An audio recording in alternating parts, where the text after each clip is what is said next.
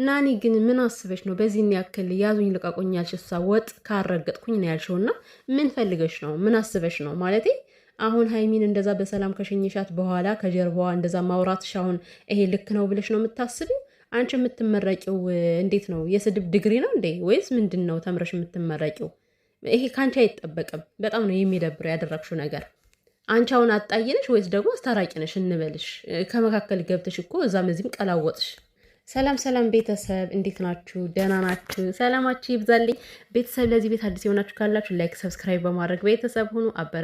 አበረታቱኝ እና ውዶችዬ ናኒ ማለት ነው ባለፈው ሀብትሽ በጥፊ ሲያዞራት አዝኜ ነበር። አሁን ግን በደገመሽ እንኳን በጥፊ አይደለም በእርግጫ ቢልሽ ራሱ ደስ ይለኛል። ምክንያቱም የሆነ ዮሐና ታቶኛ ወደዛ ምንድን ነው የምትናገሪውን ወቂ በመጀመሪያ ደረጃ። ሲቀጥል ሃይሚና ብሩኬ ይሄ የመጀመሪያቸው አይደለም ገባሽ?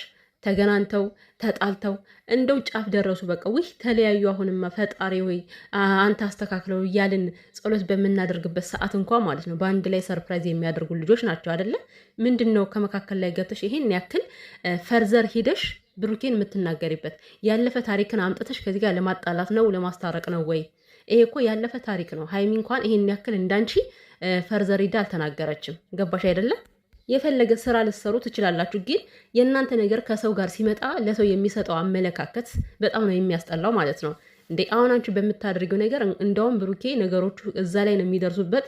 ያ ነገር ያለፈ ነገር አልተረሳም። አሁን ደግሞ አትርሱት፣ በቃ ያን ነገር ቀስቅሱት ነው የሚያስመስለው አባባልሽ። ኤስ ከሀብትሽ ጋር አያጋጭሽም? ሲቀጥል እንዲታረቁ ሰላሙ መናገር ሲገባሽ 30 ሴት አምጥታ ይሄለ ምናምን ነገር ምን አስባለሽ አንቺ?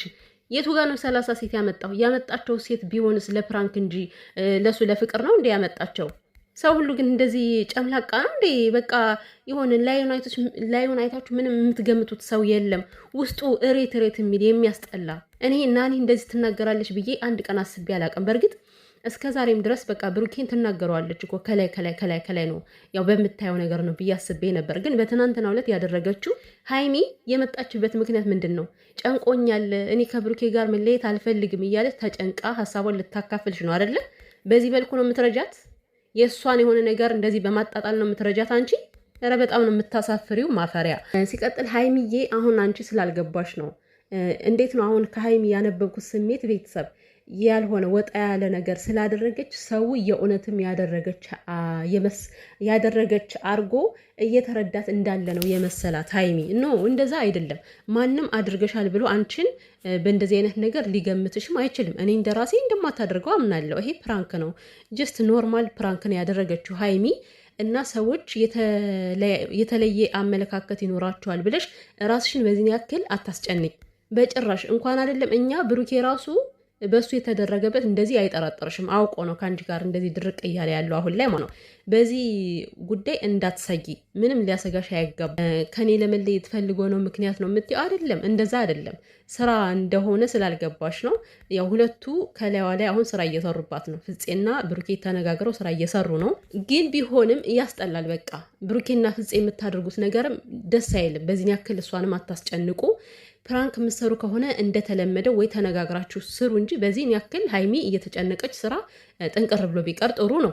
ሲቀጥል ደግሞ ብሩክ የምትናገራቸው ነገሮች ራሱ ምንድን ነው እኔ መስዋዕት ከፍያለሁ፣ በቃ መስዋዕት ከፍዬ ሃይሚን ትቼለታለሁ። ወዴት ነው የምተዋት? ወዴት? ኧረ አባቴ ተመለስ። መተው ብሎ ነገርም የለም። ይሄ የማይሆንና ሊደረግ የማይችል ነገር ነው።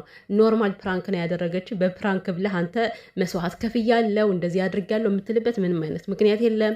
ቡራ ወንድሜ ይሄ ትክክል አይደለም። አይነው እናንተ ስራ ነው የምትሰሩት። እናንተ የምትናገሩት ነገር ከቤተሰብ ሲደርስ ግን ለእናንተ የሚሰጣችሁ ስም ኦልሬዲ በጣም መጥፎ ነገር ነው። በዛው መስመር ነው የምትሰየሙት እናንተ። ገባ አይደለም? እና ፕራንክ አደረገችኝ ብሎ አንድ ወንድ ልጅ ፍቅረኛውን የሚተው ፍቅረኛ የለም። አንተ ዝም ብለህ ስትናገር ስታወራ እንጂ ሃይሚን አትተዋትም ማለት ነው።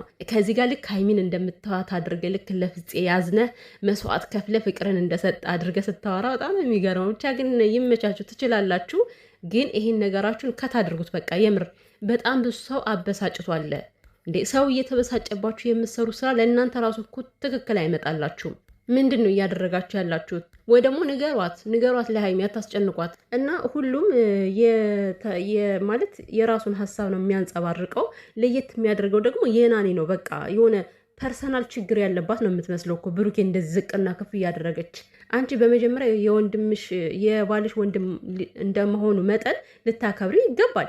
ይሄ ነገር ደግሞ ያለፈ ነገር ነው እና ያለፈን ታሪክ አሁን ካሉበት ሁኔታ ውስጥ አምጥቶ መጨመር በጣም የሚያስጠላ ነገር ነው። ነገ ለሚገናኙት ነገር አንቺ ትርፍ ቃል ብትናገሪ ምን ይሰራልሻል? አንቺ እንዴት እኮ እንዳናደርሽኝ እግዚአብሔርን ባወቅኩሽ ናኩሽ ነው የሚሆንባችሁ እናንተ ቤተሰብ የሆናችሁ እንደዚህ ስትናገሩ ማለት ነው። የሆነ ነገር አወቃችሁና በቃ እንደፈለጋችሁ ልትናገሩ አይቻልም፣ አይገባም። እና አንዳንዴ የሆነ እንዴት ነው ለሰው እንኳን የሚያስተምር ነገር ነው መስራት ያለባችሁ። ምን ማለት ነው ይሄ? አሁን በእርግጥ አለ እኮ እንደዚህ አይነት ነገር ለማስተማር ፈልጋችሁም ሊሆን ይችላል። የጓደኛውን ፍቅረኛ ጓደኛው አፈቀረ፣ ኧረ ሼም ነው ሲሰማ ራሱ ይደብራልና ያስጠላል። አንተ ፍፄም ብትሆን ማለት ነው እረፍ በቃ የምር አቁሙት ይሄን ነገር። በሌላ ስራ ብትመጡ የተሻለ ነው። እና ብሩኬ እንደዚህ ሲያደርግ አሁን ብዙ እየመሰለ ያለ ምንድን ነው እሱ ሲያስመስል ነው። ከመጀመሪያውም ሀይሚን አይፈልጋትም፣ ወደ ዩ ሊሄድ ፈልጎ ነው ይሄን ምክንያት ያመጣው፣ ወደ እሷ ሊሄድ ፈልጎ ነው የምትሉ ደግሞ ማለት ነው ስነ ስርዓት ያዙ። ስነ ስርዓት ይኑራችሁ በቃ። ምን አይነት ወሬ ነው የምታወሩት እናንተ? ራሱ እዩ ለራሷ ድብ እንብላ ጠፍታ እሱ መቼ ያገኛት እስካሁን ድረስ ዲኤንኤ ሊያስመረምር ይኸው። በአንድ በኩል እሱ ሀሳብ ውስጥ ነው እኮ የት እንደጠፋች አይታወቅም እች ልጅ ማለት ነው። ሲቀጥል ደግሞ ከሀይሚ ጋር ለመለየት እዩን ምክንያት ማድረግ አይጠበቅበትም። ብሩኬ መለየት ከፈለገ እንዲ ኖርማል ዝም ብሎ መለየት ይችላል። ገባቸው አይደለ? እንጂ በሰው አታኮ ምናምን ሊሆን አይችልም እንዴ። ሰው ግን መቼ ነው የሚማረው? እግዚአብሔርን ማለት ለሀይሚ ያለውን ነገር መቼ ነው ግን የምትረዱት ብሩኬን? እና አሁንም ቢሆን እኔ የሆነ ብሩኬ በሚያደርጋቸው ነገሮች ልደግፈው አልችልም። ብሩኬን አይኖ እኔ ወደዋለው በጣም ነው የማከብረው። የሆነ ነገር ሲደረግበት ራሱ እኔ ደስ አይለኝም። ግን ያው እሱም ደግሞ የሆነ አንዳንድ ነገሮችን ሲናገር ዝም አልለውም። አሁን ይሄ መስዋዕት ከፍያለው፣ መስዋዕት ከፍዬ ትቻለው፣ ለአንተ ትቼላለሁ፣ እንደፈለጋችሁ ነው ይሄ አይባልም ብሩኬ። ይሄ ስህተት የሆነ ነገር ነው። እንደዚህ አይነት ነገር እየተናገራችሁ ሟርታ ታስገቡ በመካከላችሁ። ምንድን ነው እናንተ? ቆይ ያበሳጫል እኮ ሰው ይበሳጫል አትሉም እንዴ? አሁን መታረቅ፣ አሁን መፋለስ፣ አሁን መታረቅ፣ አሁን መፋለስ። ምን እየሆናችሁ ነው ያላችሁ? ስለዚህ አሁን ማድረግ ያለባችሁ ህዝብን በጣም ተቆጥቷችኋል። ይህን ስራችሁን አቁማችሁ የተደሰታችሁበትን ነገር አክብሩ፣ ወደ ደስታችሁ ተመለሱ። ከዛ በኋላ ደግሞ እንደፈለጋችሁ ትሆናላችሁ። ኧረ በጣም ነው የሚደብረው እግዚአብሔር አንዳንዴ ያው